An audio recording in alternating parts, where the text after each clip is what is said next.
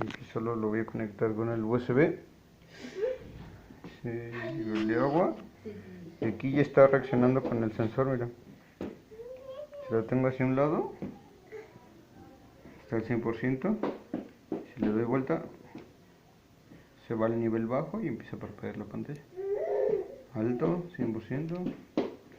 Ahí nada más es un ejemplo en lo que llegas con los sensores.